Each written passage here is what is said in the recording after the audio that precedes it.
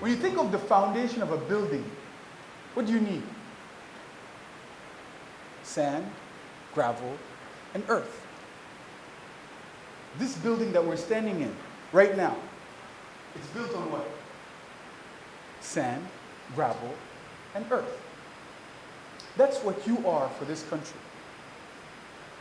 You in this room are the sand, the gravel, and the earth on which the future of the Gambia will be built. And for that, I want to encourage you. I want to encourage you to dream bigger. I want to encourage you to dare more, to take more risk, to drive your goals like your life depended on it. Because the country is going to be built on the back of what you're doing, each and every one of you in this room.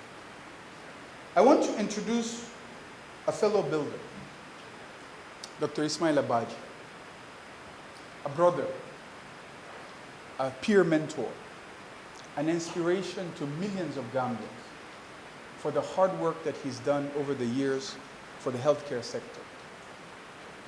Without him, this association would not be here today. He has met individually with every single one of us, selling us a vision of what we could do together. He has bared the difficulty, the challenges, the sleepless nights of bringing leaders together. And we know what it is to bring leaders together. It's extremely challenging. A lot of patience, a lot of diplomacy. And for that, we take this opportunity to tell you thank you. Thank you for believing in this nation. Thank you for believing in each and every one of us and what we could do together. And thank you for bringing this vision to life. The Builders was not about membership. The Builders was about a mindset. The Builders was not an association that you join. It's a calling that you answer to. It's always been an assignment. And some of you guys know the greatest assignments that we get every single day is from God. Think about the word assignment, the root cause in school. You have a teacher, in this case it's God, who teaches us through our life experiences. Every win is a lesson, every loss is a lesson. But he's preparing you for an exam that he already gave you the prerequisite knowledge. So the moment you understand that building is an assignment, it changes your relationship with this thing that we call building something. Because you start realizing that you're building through him. You're not building for you. You're building for humanity. Because every single person on earth has an assignment. But also every generation is handed an assignment. Our forefathers' assignment was independence. Think about how improbable that was. The Gambia was then and still is an experiment. If you read Berkeley Rice's book, we were an improbable nation. That book mentioned Gambia as Gambia being a geographical and economic absurdity. 1965. So it was in that generation that our fathers, our grandparents, understood their assignment was not to perfect this experiment, but to give us a chance at it becoming a nation. Then we come to the generation of our fathers. Their assignment was not independence. They inherited independence. Their assignment was, how do we build a foundation of peace, of progress? But they were never going to build prosperity for us. The challenge of prosperity was an assignment for a different generation. The generation that we're in now. And that's the assignment. Our father's generation had stars. I call them the generation of stars. Individual brilliance all over the world. Even if you're not Gambian and you interact with Gambia, it's Gambian excellence that you know. Because that's what we showed the world. This generation, stars is not going to get us to prosperity. We need a galaxy. There's enough darkness and opportunity where if we believe our individual light that once again doesn't belong to us could take us to the promised land, we don't understand the assignment. because the assignment is not now. If you look at the stickers that you guys received when you came in, read what it says. It says the assignment is the future. You cannot build for today. The challenge of prosperity lies in our hands. And there's an uncomfortable truth that I want to mention. The future, we can't build it later. It's built now. Every single year that a factory is not built, and we have some builders who have built some factories in the Gambia, it's a graduate that's not going to receive a job. I spent this afternoon, earlier in the afternoon, at Mile 2 prison. We were doing a health screening. I asked the prison guard, what's the average age of a prisoner in Gambia? He told me almost 80% of the prison was less than the age of 40. He told me Mile 2 is almost 3 times the capacity that it was meant to be. That is a failure on us as a society. Those people were not poor, they were born into poor circumstances. They were the byproduct of a generation that believed in building stars, so we left so many behind. But that's not now. I'm going to urge you guys to interact with the 14-year-old Gambian and see if there's the light that's there. I'm emotional because a lot of you guys answered the call today. And every single time I hear Chairman just speak, I tell him thank you for speaking, because not only do I need you, an entire generation needs you. Every time I see Jagana speaking, every time I see Malik Khan, I tell him this generation needs you more than anything else. But it's just a task. And to be honest, my builders are here, Chico. They know that I thought this day will be just as improbable as independence. And they know why, right? But it was necessity. And they did answer the calling. So what are the builders? We're a community of Gambian professionals, to begin with.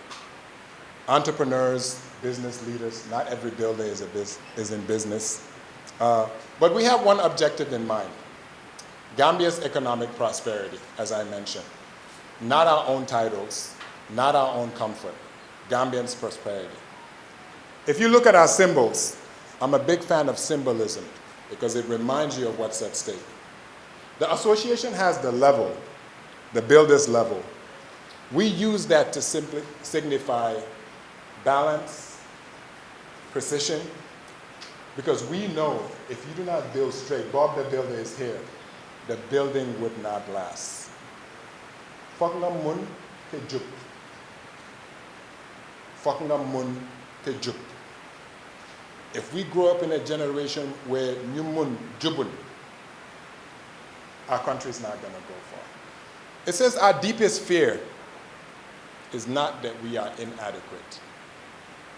Our deepest fear is that we're powerful beyond measure. It is our light, not our darkness, that frightens us the most. It is our light, not our darkness, that frightens us the most. Our society has a tendency of turning off the lights of people that belong to us.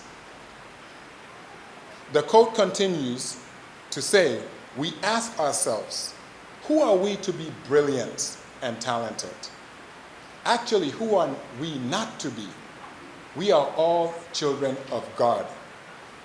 Us in this room playing small does not serve Gambia.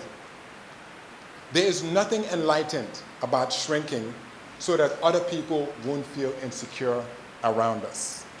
People should fear Gambian minds, especially if they're playing in Gambian terrain. And that's why I go back to a lot of the builders. I've been saying the same thing. We need to speak more. Because going back to that 14-year-old Gambian, somebody's going to occupy his mind. The drug epidemic in the Gambia, the gambling crisis, the hypersexuality is because the people whose lights are lit are not the loudest voices. And a mind of a child needs to have something that they could see as the blueprint. So the quote says, let us As we let our own light shine, we unconsciously give people permission to do the same. Chairman Ja is in the room for that reason. He's not one to say how many builders, lights he's lit. And I always said that the day I have an opportunity to thank him, I will do so publicly. Because in 2024, when I was in the brink of giving up on Gambia, because I felt like I had paid so much school fees and this assignment was getting too heavy, he reached out to me and told me, you are not one of the ones that leaves. As busy as he is, he saw something in me the same way we see something in each other and said, you stay because the generation needs you. It's been the same with Mohamed Jagana when he told me the stories of drama. It's the same thing with Marlin Khan when the first day he told me, what do you need? And so many other people, including my sister, who I'm a benefit of who she is as a builder. So as builders, we need to celebrate each other and know that iron sharpens iron. So Chairman Ja is bigger than just you being here. I wanted to personally thank you for that moment. I'm just going to, with that being said, I'm just going to go straight into introducing somebody who I personally hold very dear to my heart. I actually originally did not want to be doing this introduction because there's a very personal relationship as well. In fact, my first, experience to building and my first job in the Gambia was actually as a summer intern within his company. Tunkara is here because he was my direct boss at the time. And this was 15 years ago now. So looking back, time does fly. And even then, he was somebody who inspired me to dream big and to know that it's possible to achieve anything that you put your mind to within the Gambia. The journey that he's been on continues to inspire me and many others in the Gambia today, and many other builders that are in the room. So I think it's very, very fitting that we invited him to be our keynote speaker for today. So it is truly a privilege for me to be the one to introduce him today. And with that being said, I think that Mr. Jai is somebody who, if you really take the time to understand who he is and understand the passion that he has for this nation, you will understand what it is that drives him to continue building. Because like Chico had said, you need a lot of grit, a lot of patience, and a lot of, I'm trying to find the right word here. Building in the Gambia is very difficult. And I think any builder that you speak to in this room today will tell you that. So there are times where you will think about whether you've made the right decision. I think every one of us had gone through that. And just seeing somebody do it for so long is truly an inspiration. And it just reaffirms to each one of us that it is possible. It is going to be difficult, but it is possible. So with that being said, I would just like to take a moment to tell you guys a little bit about what I think he has been able to achieve. He's been somebody who has redefined what was possible for Gambian entrepreneurs, proving that world-class businesses could be built right here at home. Like many young Gambians of my generation, like I said, I was inspired by his vision, his ambition, and his unwavering belief that Gambians could compete with the very best. Today, that same pioneering spirit, he continues to build, and he has built a remarkable portfolio of businesses spanning across telecommunications, banking, media, technology, real estate, manufacturing, hospitality, logistics, and I'm pretty sure I have missed many more. But what makes him especially significant today is not what he has built. It's what he represents. As a member of our Council of Elders, he embodies the vision, courage, and the resilience that we as young entrepreneurs aspire to emulate. He has shown us that success is not measured only by the businesses we create, but by the opportunities that we create for others and the legacy that we leave behind. Mr. Jad, thank you for blazing a trail that so many of us have been proud to follow. Your journey continues to inspire a new generation of builders, myself included. So ladies and gentlemen, please join me in giving a warm welcome to a visionary entrepreneur and a mentor by example and a true son of the Gambia, Uncle Mohammed.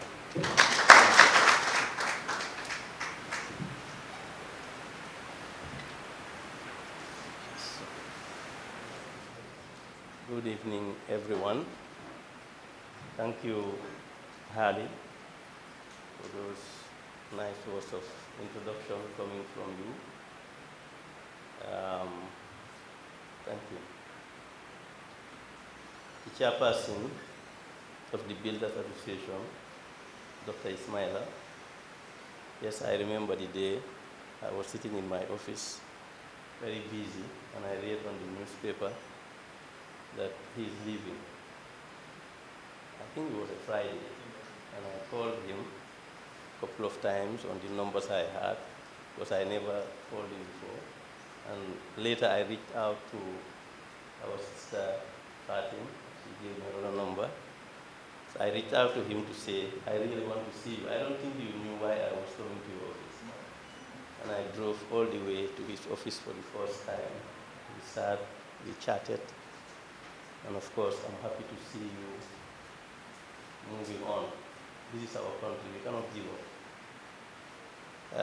I would like to first recognize the presence of the UNDP resident coordinator or representative. You know, they have different designates. I don't want to make a mistake. Thank you for coming.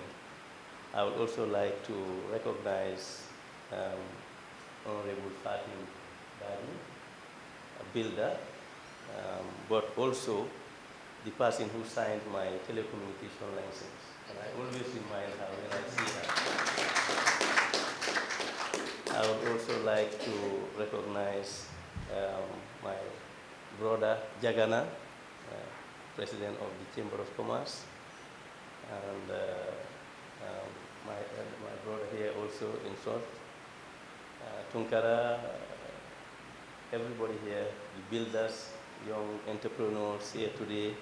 I'm always happy really to be with you and to share my idea or my journey with you.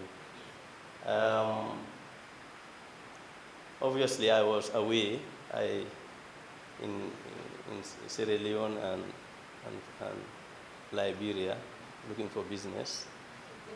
And yesterday, I remember that I was supposed to deliver a speech. So I spent the good time of the morning trying to write something.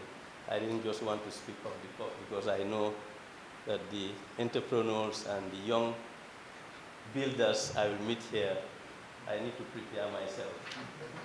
So it's not going to be a short speech, just to alert all of you, because we want this country to move, and we have a lot to talk about among each other.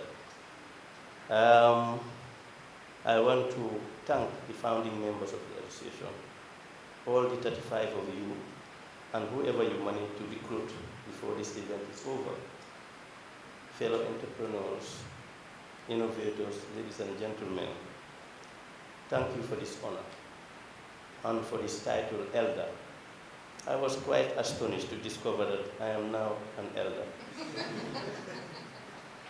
I have gone in one letter from being a businessman to becoming a kind of advisory institution. In my own mind, I'm still the energetic young man running all over town looking for business opportunities. But someone reminded me that the two are not at odds, that the energy of an elder shows itself in wisdom, and that being declared an elder is a compliment. So I decided to take it as one. Moreover, thanks to my sweet Princess Aisata, who included me to the Grandpa Distinguished Club.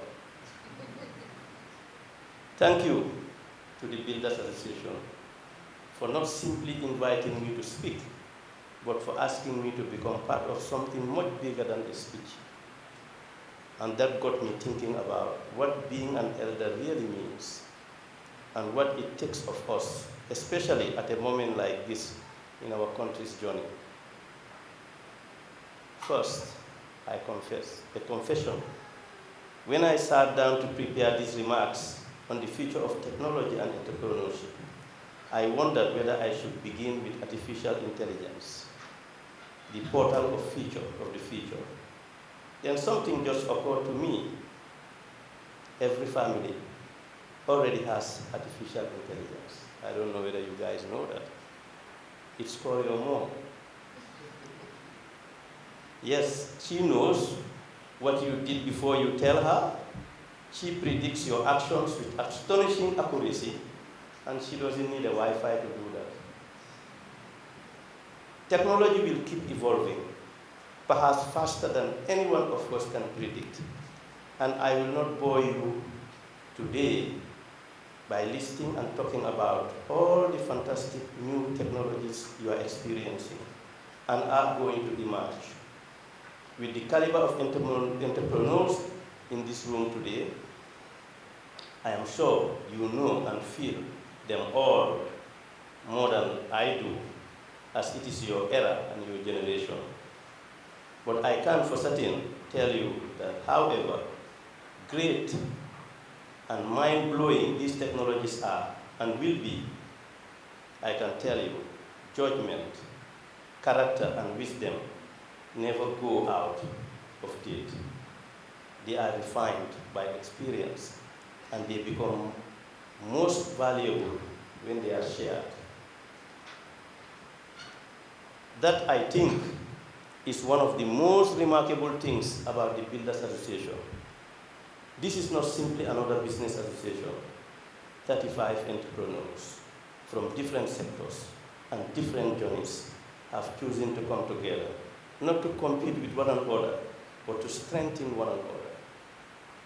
And they have chosen from the very beginning to establish a council of elders. That strikes me as both unusual and wise. In business, where we often celebrate speed, innovation, and youth, and rightly so, but every enduring institution also needs memory. It needs people who have made mistakes, recovered from setbacks, navigated uncertainty, and learned lessons to textbooks. No textbooks can teach you. Lessons that stay with us are wasted. Lessons that are passed on become part of the nation's capital. It is in that spirit that I want to share a few thoughts today on technology, entrepreneurship, leadership, and nation building in the Gambia.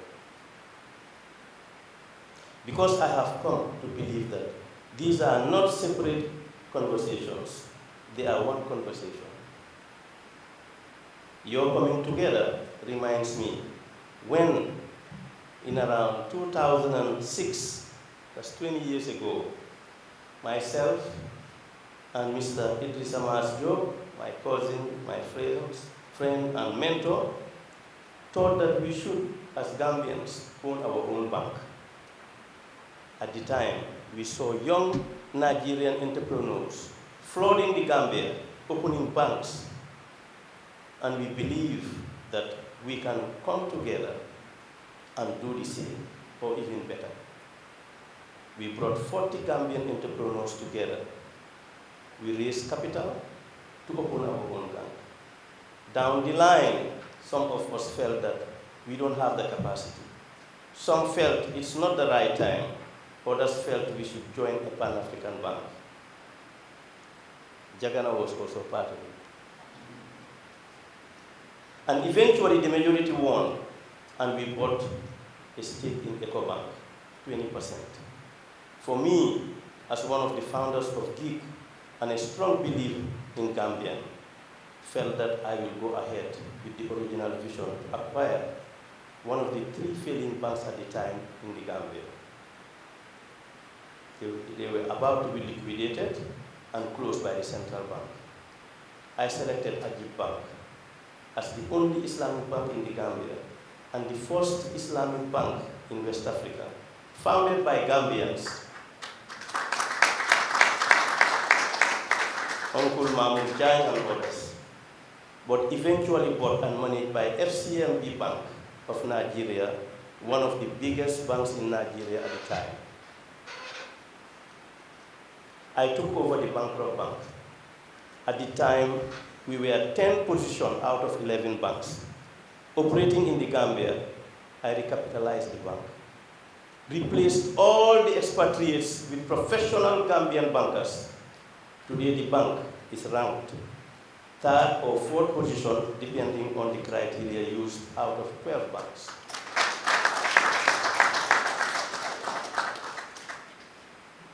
Ajib Bank is the bank with the biggest Gambian-owned shareholding. A lot of people don't know that. Gambians own close to 87% of the bank, and the Islamic Development Bank owns 13%. But what is important in me saying this is, the bank is managed and operated 100% by Gambians, led by one of the most professional women bankers called Aissatou Jawara, who is also the president of the Bankers Association in the Gambia. Who told you women cannot do it? Fatim is here. This is what you call determination. This is what you call belief in yourself, period. You just have to believe in yourself. And I believe you too can do it. At this stage of your journey, you need to decide what you want to be. Do you want to be a business person? Do you want to be a politician?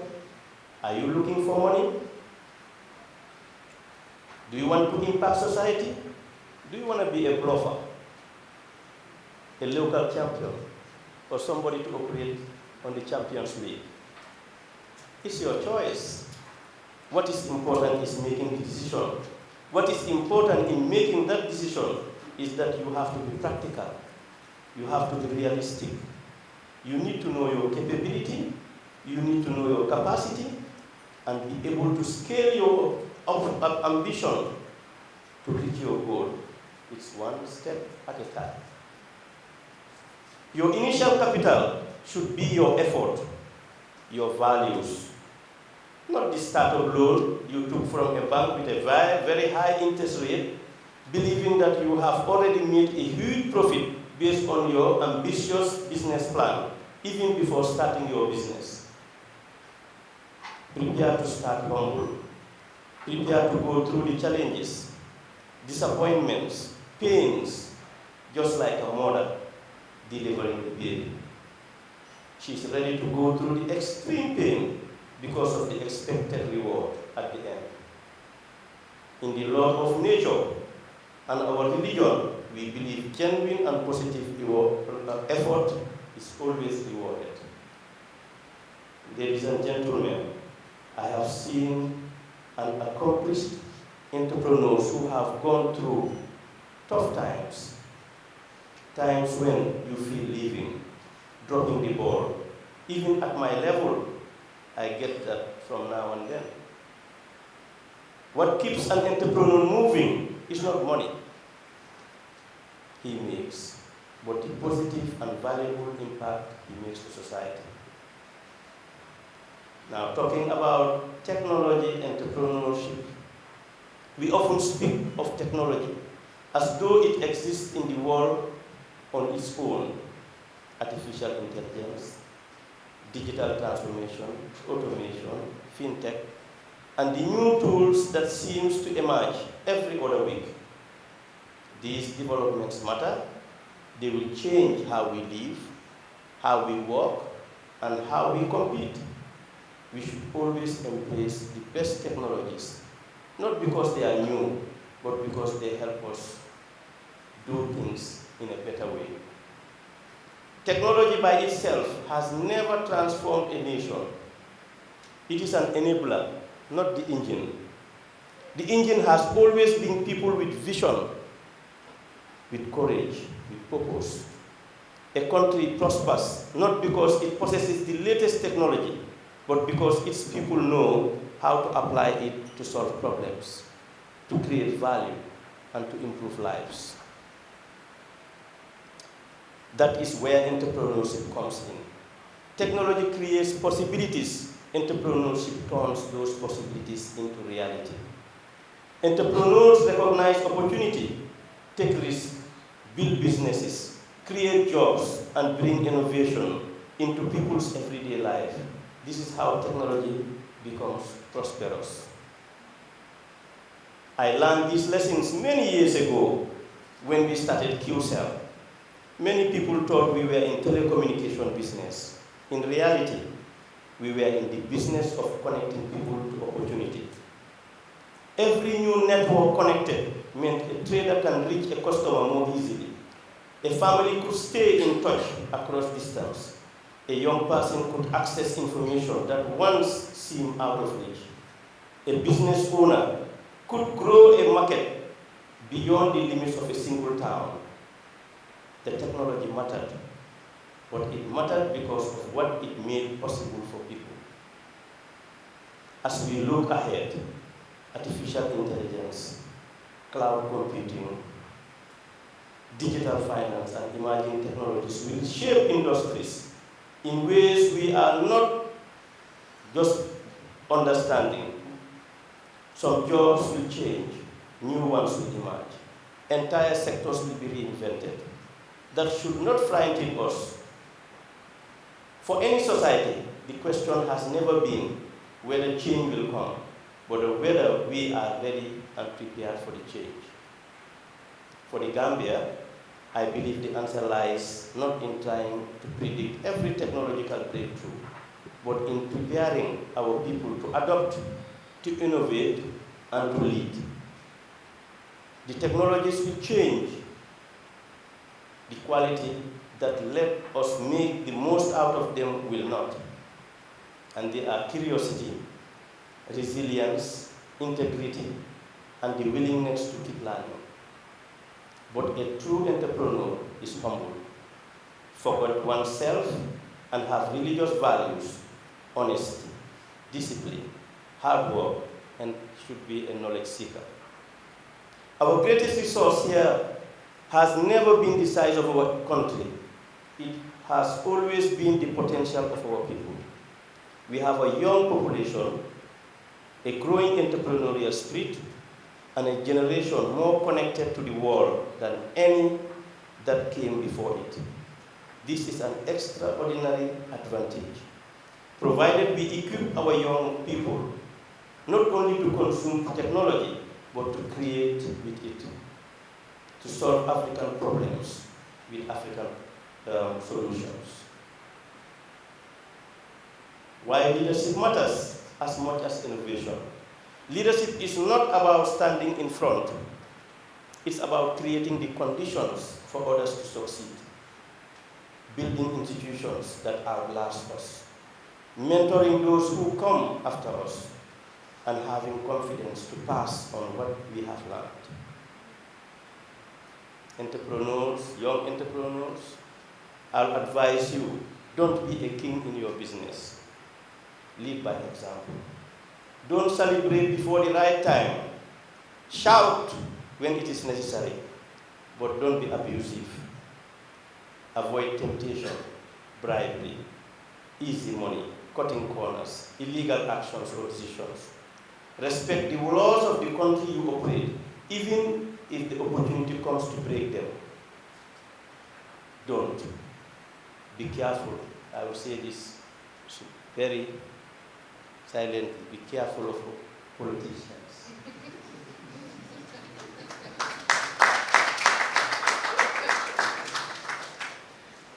Work with them on your own terms, not their terms. Always show respect and understanding, even if you are on the right side. Never have the belief that you are the best in what you do. Be humble. Be prepared to make a lot of mistakes and be prepared to own up to them and suffer the consequences where necessary. Never feel too proud to admit that you are wrong, even in front of your junior staff. It will only make you strong and better. Always remind yourself that you are a normal human being, not a superman or an angel. Always question your deeds when everybody has gone to sleep. Audit your day to prepare for the next day. Most importantly, put systems and procedures in place and be ready to be the first to abide by them for the rest to follow. I will tell you a small story. I used to have a lot of cyber cafes, and our most lucrative one was at the Westfield. So there was a time when we had a printer problem there. They used to have a very big printer. So I went to a cyber cafe, which was at Sabina, opposite now Emporio. It was a smaller cyber cafe. It was a weekend. Nobody was in the cyber cafe. So I greeted the person, in charge of the cyber cafe and started dismantling the printer. So she asked me, but why are you taking my printer? So I explained to her, we are in business and the biggest cyber cafe is having a problem, and this one is even empty. I'm just taking it for a while. And he said, no. The procedure is, this is my printer. So I'm not going to let you take this printer away for anything. And I had to leave it there. So I'm just saying that you have to set your procedures well, and then you abide. I wanted to,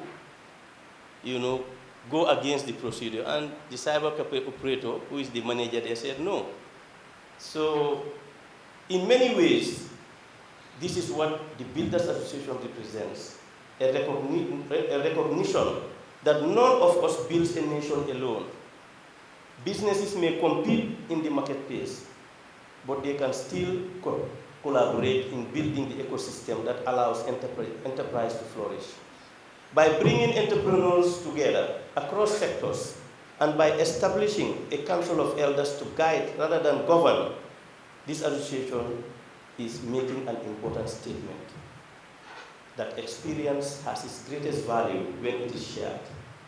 If we nurture that spirit of innovation, entrepreneurship, and mentorship, I believe the future of Gambia will be defined not only by the challenges we face, but by the opportunities we choose to build. Our continent is running out of patience. We met at an interesting moment in our country and our continent's journey.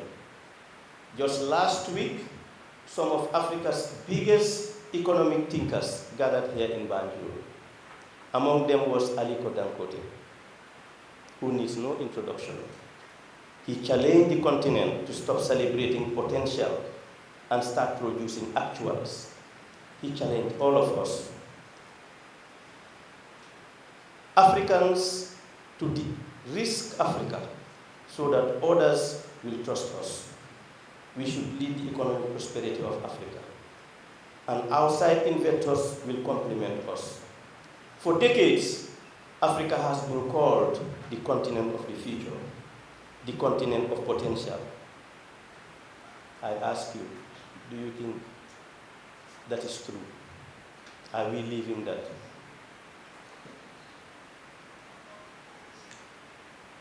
It is not the reality. So I think we all know the answer. Today, I will respectfully suggest that the future has become impatient because it has waited for too long. The time has come for another introduction of our continent as the continent of production, the continent of innovation, the continent of builders. That is why I am excited about the Builders Association. We all hope to live to witness this new revolution. Our country has no shortage of commentators and critics, people who can explain problems, analyze failures, and tell us why change is difficult. What we need are more builders, people who move from ideas to action, from criticism to contribution, from ambition to achievement. Don't be glued to a business, even when you know it's losing money, just because you love the business. Business is not an NGO. To survive, you need to make profit. If it doesn't, you close it. I'll give you another story. I'm sure maybe some of you will know his children also. He was called Usman Tasbaski. He was a Turkish who has been living in Gambia and doing business here. I'm sure Fatim knows him. Very active guy. And he had He loved restaurants, so he built a big restaurant on Keraba Avenue, where this bank is. What's the name of the bank again? Bloom Bank. There used to be a very big restaurant there. I think it can seat 200 people. He was very ambitious. And he will come from every time now and then. I used to go to the restaurant, and the restaurant is empty all the time. 10 people, 5. So I used to tell him, Usman, this thing is losing money. He said, no, don't worry. It's going to make money. And after almost a year, one day he ran into my office.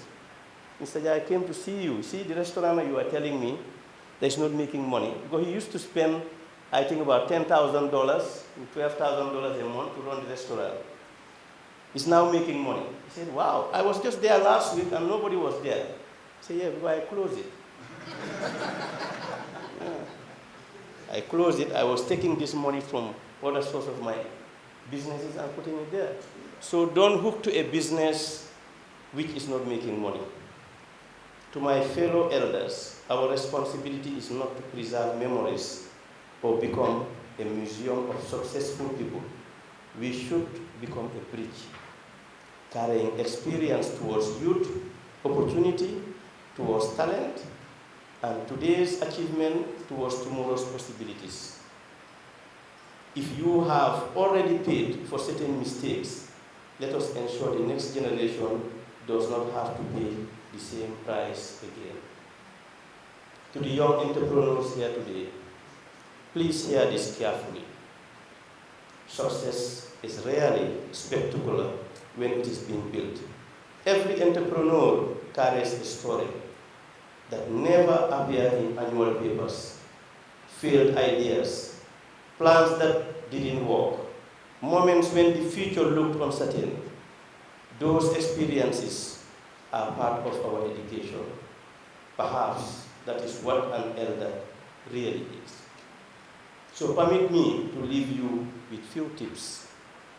The first one, build businesses worthy of surviving you. I think the chairman said it. Build for generations, not merely for present applause. And to achieve this, you need to build sound structures, systems, and procedures. The second tip, don't think regional. Think and compete globally without losing your Gambian soul. Think about a business which runs 24 hours, 7 days a week, 365 days. Just as I'm talking, I'm making money. Somebody is browsing, somebody is using the ATM. Let the world know where your excellence comes from. Somewhere along the way, we develop a dangerous habit of believing that excellence needs a foreign accent. If a machine arrives in a container in the Gambia, you admire it. If the same machine is designed by a Gambian, we ask, are you sure it works? Nation never become prosperous that way. Believe in yourself and believe you can be the best in what you are doing.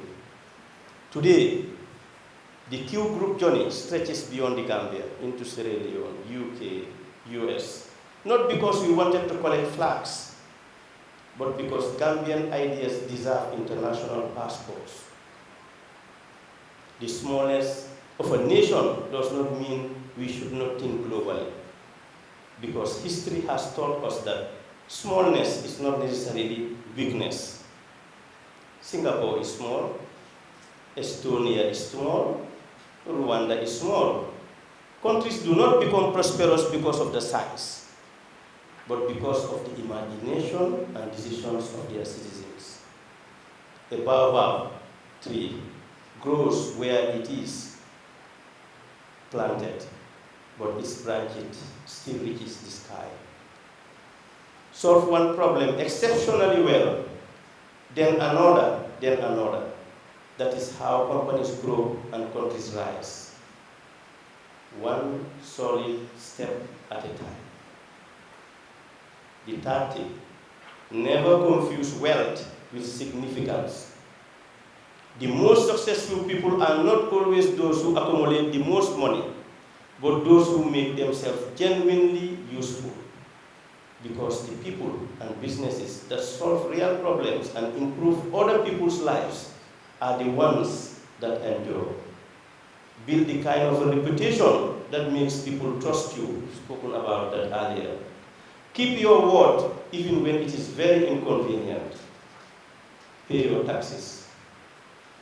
Character is revealed just as much in the obligation you honor as in the ambition you pursue.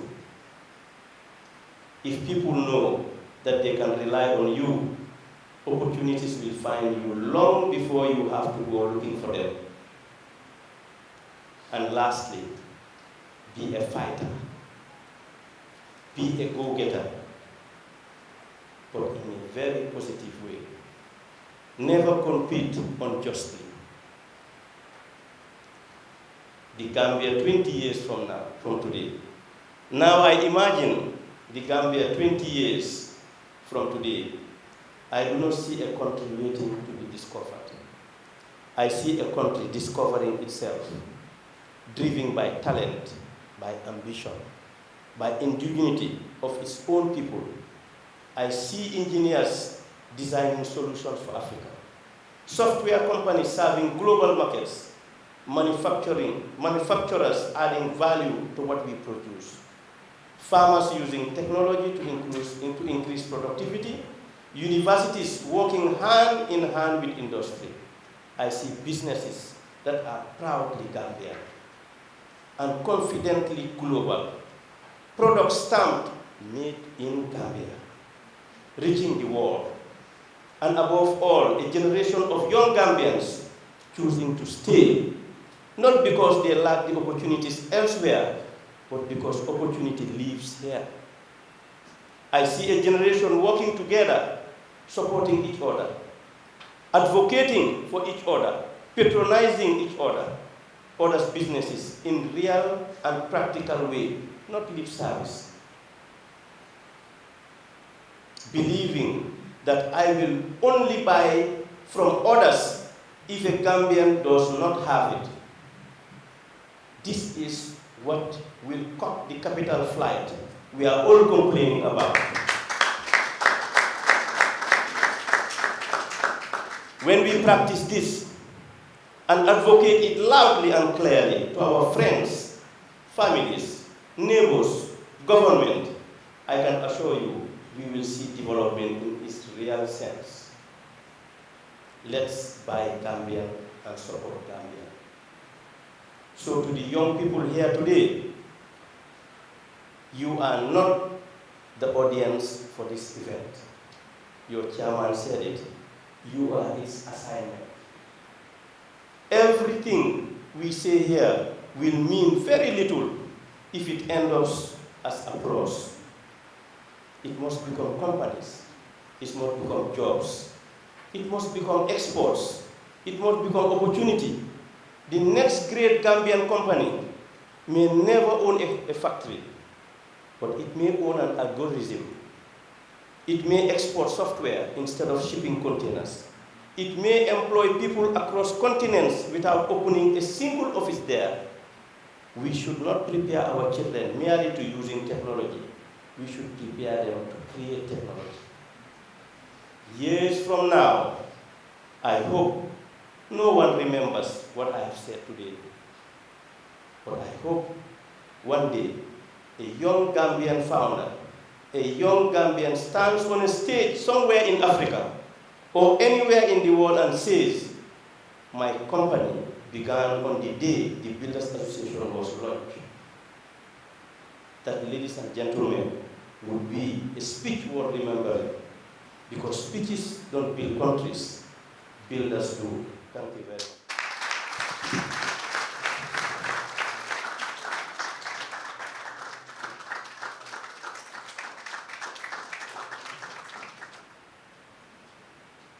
Co-founder Boubacar Jaite, aka Partner Builder.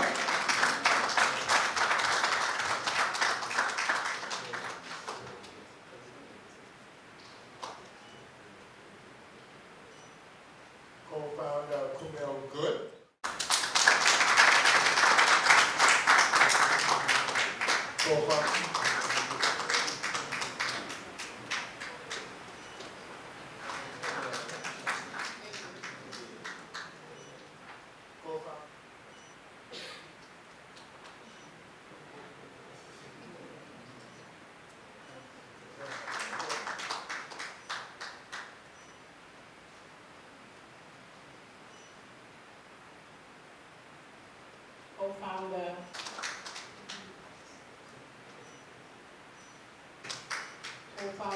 Mr. Mama Mastal, co-founder Aisha Sisa,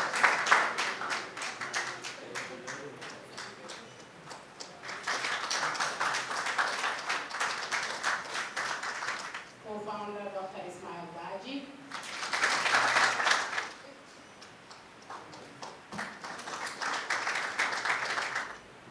co-founder Amadou Chico, co-founder Halimas Joe,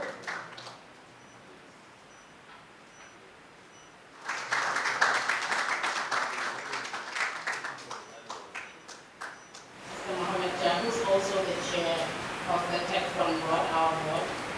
It's such an honor to present this. It says, the builders present a generational builder, an inspiration to a nation, Mr. Mohammed Jah, in commemoration of the official launch of the Builders Association, in profound appreciation for a lifetime of building. This is presented to you, sir.